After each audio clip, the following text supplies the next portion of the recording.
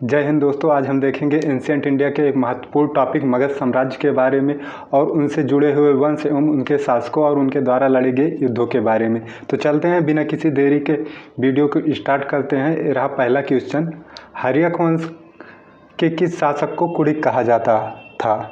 बिंबिसार, उदयन, अजातशत्रु, कालाशोक।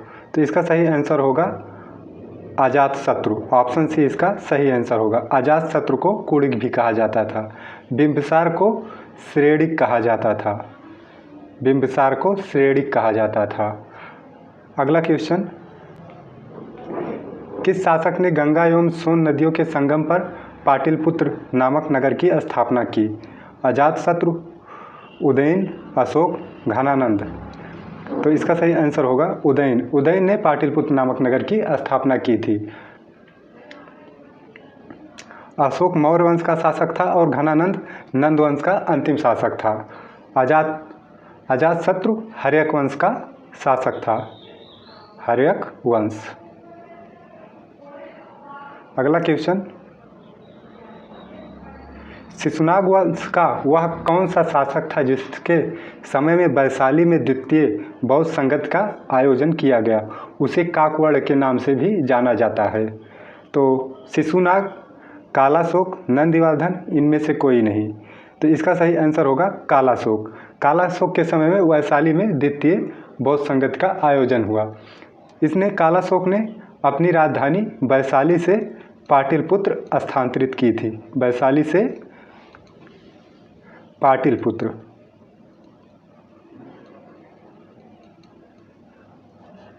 अगला क्वेश्चन, 323 ईसा पूर्व में सिकंदर महान की मृत्यु हुई थी फारस में, मेसिडोनिया में, बेबीलोन में, तक्षशिला में। तो इसका सही आंसर होगा बेबीलोन में। सिकंदर की मृत्यु बेबीलोन में हुई थी। बेबीलोन एशिया में है और इसकी कब्र अफ्रीका में है। इसको दफनाया अफ्रीका में गया था। इसका जन्म यूरोप में हुआ था। सिकंदर एक ऐसा शासक था जिसका जन्म यूरोप में हुआ और मृत्यु एशिया में हुई और इसको दफनाया अफ्रीका में गया। अगला क्वेश्चन, सिकंदर महान एवं पोरस, जिसे पुरु भी कहा जाता है, की सेनाओं ने निम्नलिखित में से किस नदी के आमने सामने वाले तटों पर पड़ाव डाला हुआ था, यानी कि युद्ध हुआ था? युद्ध हुआ था रावी के, झेलम के, सतलज के, चेनाब के। तो इसका सही आंसर होगा झेलम। सिकंदर महान एवं पोरस की सेनाओं के बीच झेलम नदी के तट पर युद्ध हुआ, जिसे हार्डी स्पीज या बितस्ता का युद्ध भी कहते हैं। अगला क्वेश्चन, किस प्रकार का मृदभांड भारत में द्वितीय नगरीकरण शहरीकरण के प्रारंभ का प्रतीक माना गया है? काले और लाल बर्तन, उत्तरी चित्रित पालिशकृत बर्तन, चित्रित धूसर मृदभांड या गेरू रंग के मृदभांड।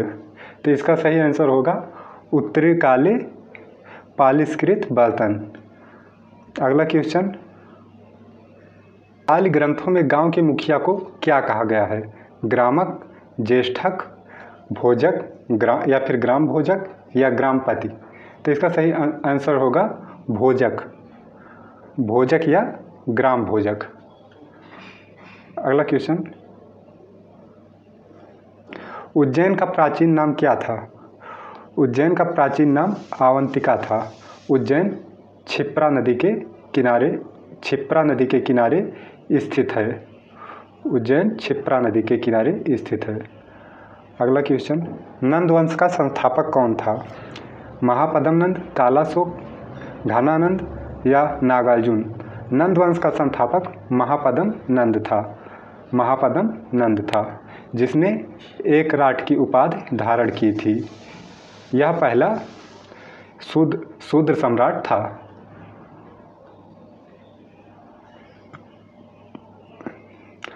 ग्रीक यूनानी लेखकों द्वारा किसे अग्रमीज या जैंडमीज कहा गया? अजातशत्रु, महापद्म नंद, कालाशोक, घनानंद। तो इसका सही आंसर होगा घनानंद। घनानंद को यूनानी लेखकों ने अग्रमीज या जैंडमीज कहा। अगला क्वेश्चन, प्राचीन भारत में पहला विदेशी आक्रमण किनके द्वारा किया गया? ईरानियों द्वारा, यूनानियों द्वारा, शकों द्वारा या कुषाणों द्वारा? तो इसका सही आंसर होगा ईरानियों द्वारा पहला प्राचीन भारत में पहला आक्रमण किया गया। अगला क्वेश्चन, प्राचीन भारत में दूसरा विदेशी आक्रमण एवं पहला यूरोपीय आक्रमण किसके द्वारा किया गया? ईरानियों, यूनानियों, शकों या कुषाणों? तो इसका सही आंसर होगा यूनानियों के द्वारा।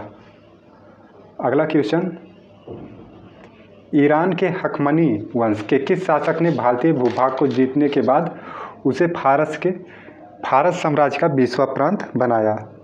साइरस, डेरियस, जेरसिस या डेरियस सेकेंड? तो इसका सही आंसर होगा डेरियस प्रथम ने, जिसे दारा प्रथम भी कहा जाता है। अगला क्वेश्चन,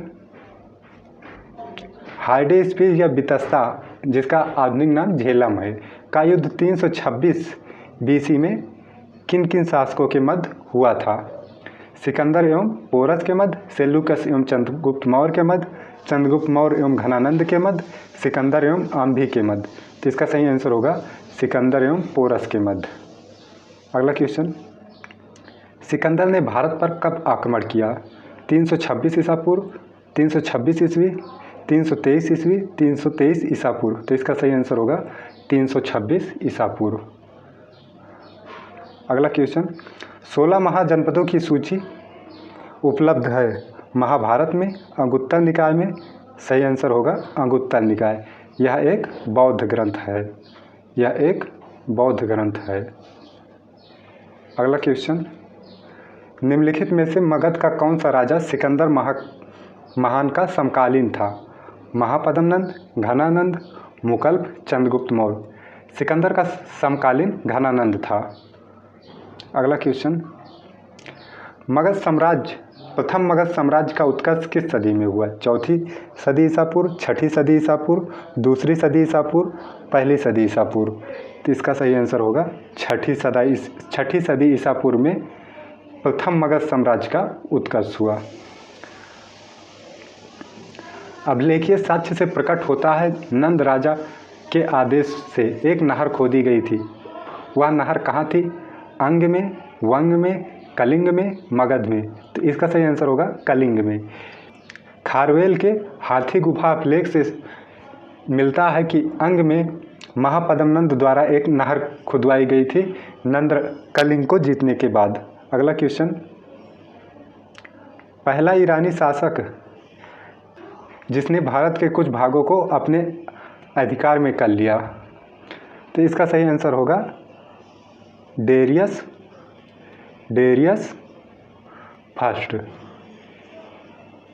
फर्स्ट होगा। अगला क्वेश्चन, नंद वंश का अंतिम सम्राट कौन था? महापद्मनंद, महापथनंद, घनानंद, कालाशोक? इनमें से कोई नहीं। तो इसका सही आंसर होगा घनानंद, जिसकी हत्या चंद्रगुप्त मौर्य के द्वारा की गई और नए वंश मौर्य वंश की स्थापना की गई। चंद्रगुप्त ने चाणक्य की मदद से घनानंद की हत्या की थी। अगला क्वेश्चन, भारत में सिक्कों मुद्रा का प्रचलन कब हुआ? अशोक के शासनकाल में, कनिष्क के शासनकाल में, 300 ईसा पूर्व में, 600 ईसा पूर्व में? तो इसका सही आंसर होगा 600 ईसा पूर्व में भारत में सिक्कों का प्रचलन हुआ, मुद्रा का प्रचलन हुआ। निम्न राजाओं पर विचार कीजिए। अजातशत्रु, बिंदुसार, प्रसेनजित, इनमें से कौन कौन बुद्ध के समकालीन थे? केवल 1, 2 और 3, 1 और 3, 1, 2, 3? तो इसका सही आंसर होगा बुद्ध के समकालीन अजातशत्रु और प्रसेनजित थे, 1 और 3। तो इसका सही आंसर होगा ऑप्शन सी। अजातशत्रु का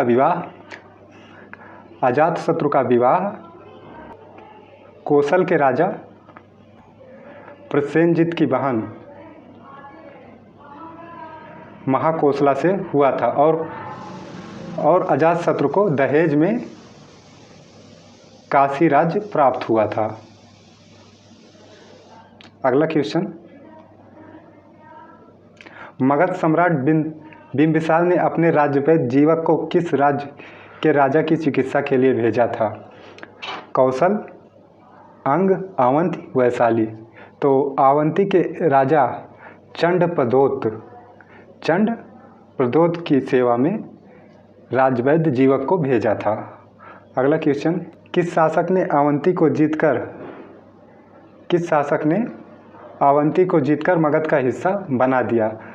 अजातशत्रु, बिंबिसार, शिशुनाग, महापद्मनंद। तो इसका सही आंसर होगा शिशुनाग ने। शिशुनाग ने अपनी राजधानी भी वैशाली को बनाया। इसने अपनी राजधानी वैशाली को बनाया। अगला, किस मगध सम्राट ने अंग का विलय अपने राज्य में कर लिया? बिंबिसार, अजातशत्रु, उदयन, शिशुनाग। तो अंग का विलय किसने किया? बिंबिसार ने अंग का विलय मगध साम्राज्य में किया था। अंग का शासक उस समय ब्रह्मदत्त था, जिसे हराकर मगध में विलय किया गया। अगला क्वेश्चन, काशी और लिच्छवी का विलय मगध साम्राज्य में किसने किया?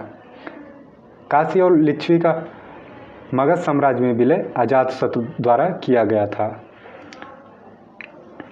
मगध साम्राज्य के बारे में कौन सही नहीं है? पुराणों एवं महाकाव्यों के अनुसार इसकी स्थापना बृहद्रथ ने की थी। सही है। महापद्म नंद ने इसे सर्वाधिक विस्तार प्रदान किया तथा सर्वक्षत्रिक क्षत्रियों का अंत करने वाला एवं एक राट की उपाधि धारण की। ये भी सही है। गिरिव्रज, राजगिरी, पाटलिपुत्र एवं वैशाली क्रमशः इसकी 4 राजधानियाँ बनी। ये भी सही है। तो इसका सही आंसर होगा इनमें से कोई नहीं, यानी कि सही नहीं है कह रहा, सारे के सारे सही हैं, इसलिए इसका आंसर होगा इनमें से कोई नहीं। सिकंदर के आक्रमण के समय उत्तर भारत पर निम्नलिखित राजवंशों में से किस एक वंश का शासक था? तो इसका सही आंसर होगा नंद वंश। उस समय नंद वंश के घनानंद का शासन था। निम्नलिखित में से कौन सा एक ईसा पूर्व 6ठी सदी में प्रारंभ में भारत का सर्वाधिक शक्तिशाली नगर राज्य था? गांधार, कंबोज, काशी, मगध। तो इसका सही आंसर होगा मगध। अगला क्वेश्चन, निम्न में से कौन सा एक बौद्ध ग्रंथ 16 महाजनपदों का उल्लेख करता है? अंगुत्तर निकाय, मध्यम निकाय, दीघ निकाय या खुद्दक निकाय। तो इसका सही आंसर होगा अंगुत्तर निकाय, जो कि एक बौद्ध ग्रंथ है। दोस्तों, अगर वीडियो आपको अच्छी लगी हो तो चैनल को सब्सक्राइब कर लीजिएगा और वीडियो को लाइक करिएगा। जय हिंद दोस्तों।